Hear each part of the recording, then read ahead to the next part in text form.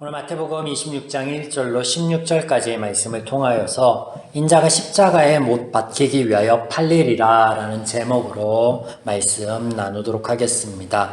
1절 보시면 예수께서 이 말씀을 다 마치시고 제자들에게 이르시되 이 말씀을 다 마치시고 예수님께서 하신 말씀이 무엇입니까? 이 말씀은 마태복음 24장과 25장의 인자의 때, 즉 그리스도로 이 땅에 오신 예수님께서 또 그리고 그 예수님이 하실 사역으로 인하여 복받을 그들을 위한 예수님의 비유의 말씀이었습니다. 이 말씀을 다 하신 후에 예수님께서 처음 꺼내신 말씀이 2절입니다. 너희가 아는 바와 같이 이틀이 지나면 유월절이라 인자가 십자가에 못 박히기 위하여 팔리리라 하시더라. 우리가 이미 살펴봐서 아는 바 24장과 25장이 재림이 아닌 초림으로 그리스도이신 예수님에 대한 소개이다라고 하였습니다. 그러나 본문을 보시면 예수님께서 그리스도로서의 하실 사역, 십자가 사역에 대한 직접적인 언급이 없으셨습니다. 그런데 그들 그리스도를 앞에 두고 율법 교사요 선생 정도로만 알고 있던 제자들에게 당신이 그리스도임을 예수님께서 한 번 더 소개하신 후 이제 비로소 십자가 사역, 그리스도가 이 땅에 오신 본질적인 그 사역에 대하여 한 번 더 말씀하심을 통하여서 마태복음의 이 주제인 그리스도와 그리스도의 사역에 대한 것에 방점을 찍습니다. 이야기의 흐름이 쭉 이렇게 이어지고 있음을 염두에 두시기 바랍니다. 이것이 바로 천국 복음입니다. 천국 복음이 선포되었습니다. 그러나 이 선포된 복음 이후에 여전히 그들은 죄인임을 우리는 보게 됩니다. 하나님께서 가져오실 구원의 은혜, 행복한 삶의 원형에 대해서는 관심이 전혀 없고 그저 스스로 생각하여 옳다라고 여기는 일, 행복한 길만을 추구하는데 그런 모습이 오늘 본문 가운데 등장하고 있습니다. 처음 보는 것도 아닙니다. 그간 여러 번 살펴보았는데 한 번 더 살펴보도록 하겠습니다. 종교 지도자들은 예수님을 잡기 위하여 흉계를 꾸미고 유다를 비롯한 제자들은 물질에 집중하고 있는 것을 보게 됩니다. 3절과 4절 그때의 대제사장들과 백성의 장로들이 가야바라는 대제사장의 관정에 모여 예수를 흉계로 잡아 죽이려고 의논하되 그리고 한 여인이 귀한 향유를 예수님께 부을 때에 8절과 9절 제자들의 반응. 제자들이 보고 분개하여 이르되 무슨 의도로 이것을 허비하느냐? 이것을 비싼 값에 팔아 가난한 자들에게 줄 수 있었겠도다 하거늘. 제자들 중에 이런 제자들 중에 한 명은 유다는 더 나아갑니다. 예수님을 팔으려고 하죠. 14절부터 16절 그때 12 중에 하나인 가룟 유다가 대제사장에게 가서 말하되 내가 예수를 너희에게 넘겨주리니 얼마에 주려느냐 하니 그들이 은 30을 달아주거늘 그가 그때부터 예수님을 넘겨줄 기회를 찾더라. 자, 읽어드린 이 본문에 두 부류의 인물들이 등장하죠. 하나는 종교 지도자들, 그리고 그 종교 지도자들을 위세한 죄인의 행위가 등장하고 또 제자들을 뭉뚱그려 죄인의 행위가 등장합니다. 자, 근데 그들 행위가 같다라는 거예요. 종교 지도자들은 그간 예수님의 사역과 말씀 전함을 보고 예수님을 올무에 빠뜨리려고 하였습니다. 예수의 사역이 이어지지 않기를 원하였습니다. 왜 그랬었죠? 자신들의 기득권, 종교 지도자들로서 가지고 있던 그 어떤 이권을 빼앗길 것 같아서 그것을 지키고자 하였던 것입니다. 제자들은요, 그들이 가난한 사람을 구제할 마음이 있어서 이런 말을 한 게 아니에요. 그저 아까운 것입니다. 이것에 대해서 예수님이 아시죠. 10절에 예수님께서 아시고 무엇을 아셨다라는 거예요. 그들 마음 저편에 있는 좋은 말로 포장되어 있는 악한 마음을 보신 건데 그게 뭐예요? 이게 아까워한다는 거예요. 물질에 집중하고 있는. 자, 여기 소개되고 있는 향유에 대해서 한 번쯤 성도님들이 다 들어보셨으리라 생각되어지는데요. 간단하게 소개하면 노동자 하루 품삯이 한 데나리온이다 라고 그 당시에 이제 얘기한다면 이때 1년치의 품삯에 해당되는 300데나리온의 값어치를 갖고 있는 게 이 향유 한 옥합이었습니다. 아주 비싸고 희소한 것이죠. 제자들이 생전에 가난한 그들이 이것을 구경이나 해보았겠습니까? 써보았겠습니까? 그렇지 않죠. 저와 여러분의 주변에 이런 일들은 아주 흔하게 벌어집니다. 우리가 구경하지조차 못한 어떤 고급 외제 승용차 혹은 고급 옷들 혹은 액세서리들 이런 것들 막 드라마나 주변에서 막 이것을 막 버리고 깨고 막 그냥 아무렇지도 않은 듯 불사지르면 아이고 아까운 거 저거 아까운 거 그런 마음 다 들잖아요. 그런 거예요. 그런 거예요. 당연한 반응인데 제자들 또한 당연한 겁니다. 그것을 가지고 정말로 구제를 위해서 사용해야지 선한 일에 사용해야지 그런 마음이 아니라 그들 이면에 아까운 거예요. 아까운 거.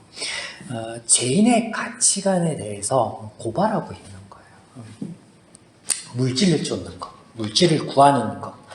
그렇게 해서 물질을 구하고 물질을 쫓고 물질을 찾고 그것이 향하는 정점에 무엇이 있냐면 본인의 안위가 있어요. 본인의 안위, 삶의 안위와 풍성함.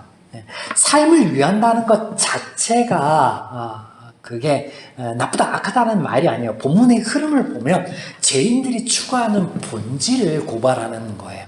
자신이 옳다라고 여기는 것, 자신이 추구하는 것들, 죄의 방식을 고발하는 거예요. 본문에서는. 그래서 등장하는 것이 종교 지도자들의 행위와 말이고 또 제자들의 행위와 말인데 이 제자들에 대해서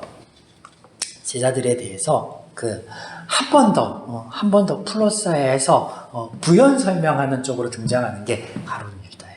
성경은 때로는요, 온 인류를 한 사람으로 비유해서 말씀을 하기도 하고 하나님께서 한 사람을 통해서 온 인류를 말씀하기도 하는데 가룟 유다를 통해서 제자들 그리고 또 죄인들의 가치관을 고발하고 있다라는 거.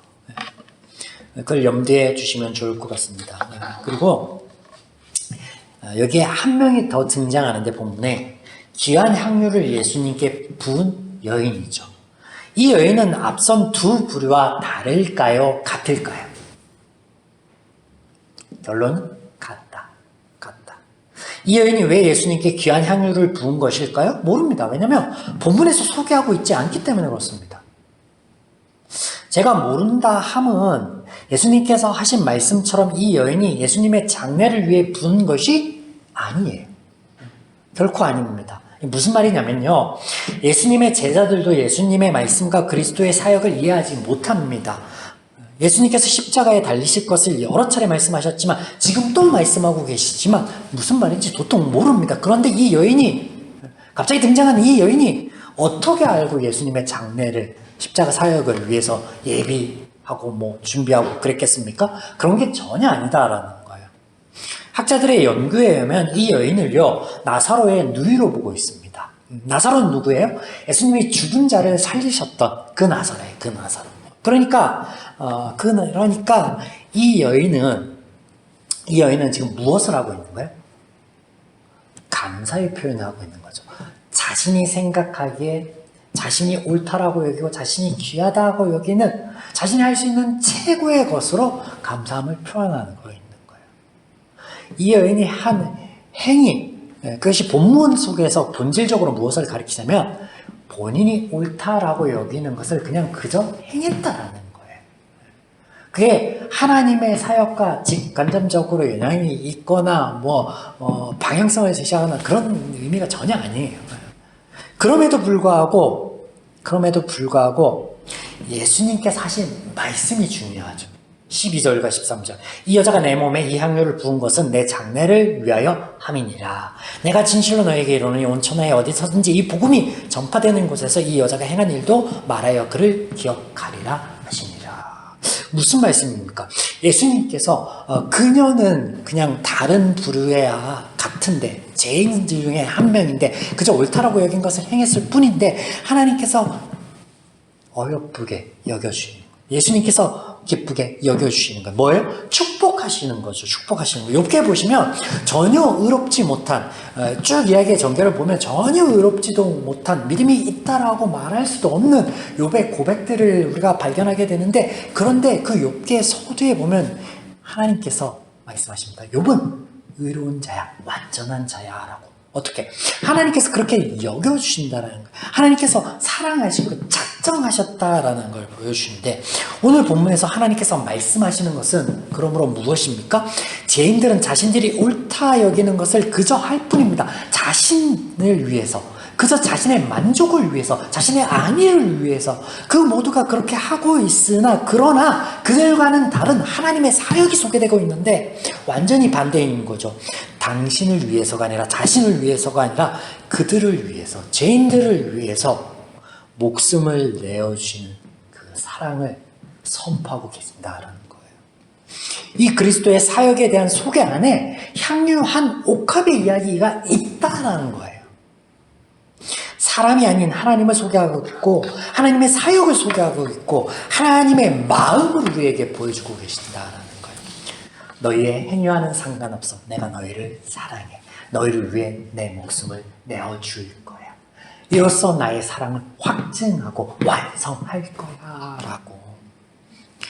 사랑하는 여러분, 우리는 부족합니다. 저와 여러분은 이 하나님의 선포된 은혜를 이미 누리고 있는 자들임에도 불구하고 여전히 부족합니다. 하나님의 말씀 안에서 옳은 선택도 하지만 우리가 믿음 안에서 막 발버둥치기도 하지만 여전히 이 본문 속에서 소개되어 있는 사람들처럼 내가 옳다라고 여기는 건 내 안위만을 위해서 행할 때가 참 많이 있습니다. 또 그런 틈바구니 속에서 내가 원치 않은 자리로 이끌려 가기도 하고 또 그 안에서 상처를 주고 상처를 받고 얼룩져 있습니다. 그 모든 우리의 상황이요. 하나님의 은혜가 선포됨에도 불구하고 은혜의 자리에 있음에도 불구하고 여전히 죄의 것을 고집하는 이 본문 가운데 죄인들의 모습과 같이 우리 삶이 그렇게 얼룩져 있고 우리를 흔들리는 우리의 믿음을 흔들리고 우리의 하나님을 향한 마음을 흔들리는 그런 상황, 그런 연약함 가운데서도 하나님께서는 나를 바라봄으로 내가 변하지 않잖아. 내가 널 붙들어 줄게. 하나님으로 인해서 흔들리지 않고 하나님의 은혜를 누리기를 원합니다. 그리고 하나님의 은혜는요, 한 번도 우리를 떠난 적이 없고 변한 적이 없어요. 늘 한결같이 창세 때부터 늘 한결같이 우리 삶의 자리에 여전한데 우리는 여전히 하나님의 은혜의 자리 가운데 있는데 다만 우리의 눈이 어둡고 우리의 귀가 어둡고 우리의 마음과 우리의 생각이 어두워서 하나님을 바라보지 못하고 본문 속의 죄인들처럼 오늘 말씀을 통하여서 한 번 더 이 시간에 하나님 앞에 기도함을 통하여서 하나님의 은혜를 덧입기를 또 그 은혜 안에 거하는 저와 여러분을 주님의 이름으로 축원드립니다. 아멘.